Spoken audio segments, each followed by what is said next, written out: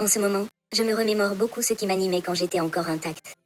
Je dois avoir 8-9 ans quand je vois des pubs pour Movie Star Planet, 10 ans quand je crée mon premier compte. Un portail vers une nouvelle existence dans le monde virtuel, 3 hashtags JTM plus astérisque. MSP est un jeu social pour enfants sorti en 2009. Populaire chez les 8 à 15 ans. C'était l'avant-goût d'Instagram et des réseaux sociaux. Pour te situer, tu développes ton avatar pour devenir riche et célèbre. T'as un dressing à remplir, une maison à bourrer d'objets. Plus tu as d'amis, de vêtements, d'animaux de compagnie, de thunes, plus tu adhères au capitalisme, plus t'avances dans le jeu. Discuter par message privé, créer des films, poster des photos, commenter, liker, voir combien de personnes ont vu ton post. Un nouveau thème par semaine avec une collection de vêtements. Quand tu es VIP, tu as accès à toutes les collections, à certains chats, plus d'argent. Pour être VIP, il faut payer. 1 semaine 6 euros, 1 mois 14, 3 mois 40 euros et 1 an 70 euros, voire 80. Du coup à 10 ans on postait notre visage sur internet en demandant si, belle ou pas. En primaire c'était Baby Milo la traîne. Le collège plutôt la doudoune North Face, la banane Gucci, le pull Supreme, les Nike Air Max 270, la ceinture jaune Off-White, les Timberland. En gros les articles à 200 balles. Téléphone fallait que ça soit un Apple. Certains enfants avaient déjà un portable, un iPod, une tablette, une Play, un ordi, des fois plusieurs de ces items. MDR, toi t'as un MP3 sans écran. Bref. En primaire profiter des soirées pyjama chez tes potes qui en sont à la télé dans la chambre. Première nuit blanche. Allô, j'ai demandé comme cadeau les packs VIP sur MSP à mes anniversaires et Noël. Sur Movie Star Planet il y avait les articles stylés que tu pouvais pas avoir. La ceinture Off-White et les Timberland. Aujourd'hui je me suis reconnectée. Il y a les ballerines Puma, les démonias montantes, les New Rock, les Moon Boots. MSP, un univers parmi ceux que les écrans pouvaient nous offrir pour s'évader, envier et imiter. Du mépris de classe pendant 35 minutes que je bouffe encore volontiers. Cette culture occidentale bousille mon cerveau et me fait aimer ça. Les Anges saison 8 Pacific Dream sur Énergie 12. Le clip Fancy de Charlie XCX. Les jumelles Lisa et Lena sur Musical.ly, The Vampire Diaries en streaming, le top 50 sur D17, Invu, Pinterest, Omegle, Romwe et Shine. Gavage. Proximité en ligne et interaction métaphysique.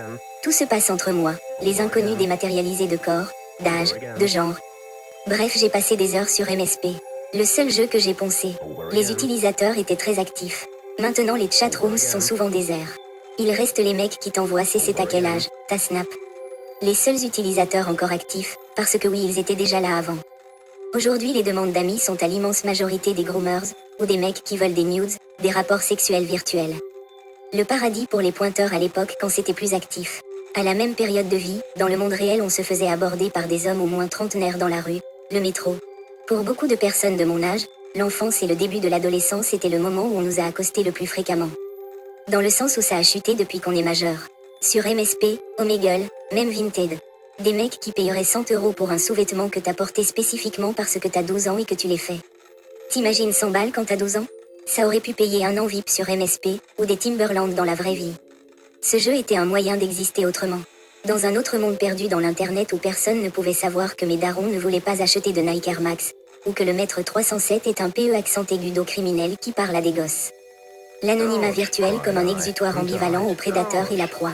L'existence numérique a muté sur Instagram.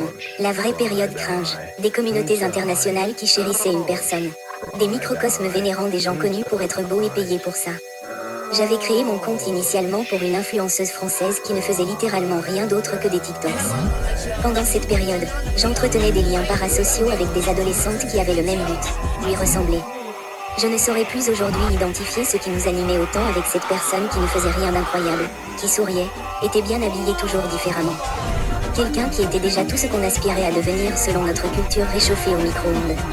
C'était l'endroit où tu comptais le plus, selon les stats. Ça me fait toujours bander d'avoir des likes, des notifs. Grossièrement ça veut dire que des gens aiment ce que je fais. Et que j'ai des amis. Le regard et le jugement. L'apparence et la popularité. Judge and célèbre, comme sur Movie Star Planet. Scroller des heures sur TikTok pour baver sur des jambos. Scroller des heures sur Pinterest pour trouver des inspi à recopier. Scroller des heures sur Vinted pour tomber sur le vêtement pas cher qu'il te fallait pour exister. Scroller pour se préparer à la guerre qui t'attend dehors. Avec MSP, se préparer à la vraie vie. Passer de la théorie virtuelle à la pratique IRL. Au lycée c'est gênant d'avoir un compte fan, encore plus de jouer à MSP. Maintenant faut nail it en vrai. Le softcore c'est fini, se branler sur des clips de twerk c'était déjà pas glorieux. Mais là tu vas être vraiment deg. MSP, Omegle. Monster High et Coralie des Anges ne préparent pas aux prédateurs qu'on a romantisés. Attirés par ce qui nous fait du mal, résultat de cette culture occidentale. Romantisation violente. Fantasme traumatique d'être prédateur, et proie in real life. S'en exorciser, acheter, se vendre, se détacher, s'accrocher, sacrifier, scarifier, renfermer. Renfrogner, imploser, contenir en vrai et se lâcher en ligne. Chialer en story amis proches, tout faire sauf informer les adultes.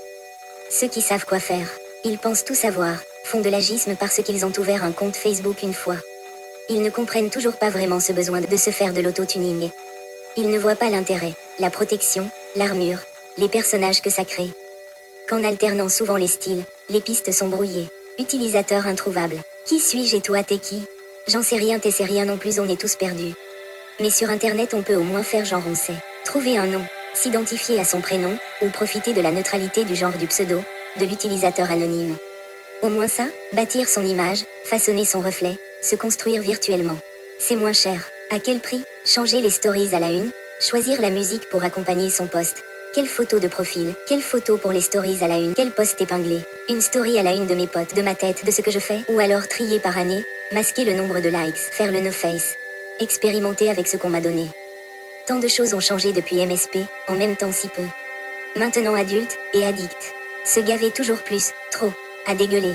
La quest exponentielle de reconnaissance. Validation et mise en scène de l'image est comme une Madeleine de Proust. Accro au regard de l'autre et dépendant de ce qu'on renvoie. Vive l'ère du capitalisme. Movie Star Planet égale la vraie vie emoji qui tire la langue XJFSE, dollar esperluette, égale esperluette % accent circonflexe dollar % GVBHCZGSRWAW dollar ASRPT1 cable.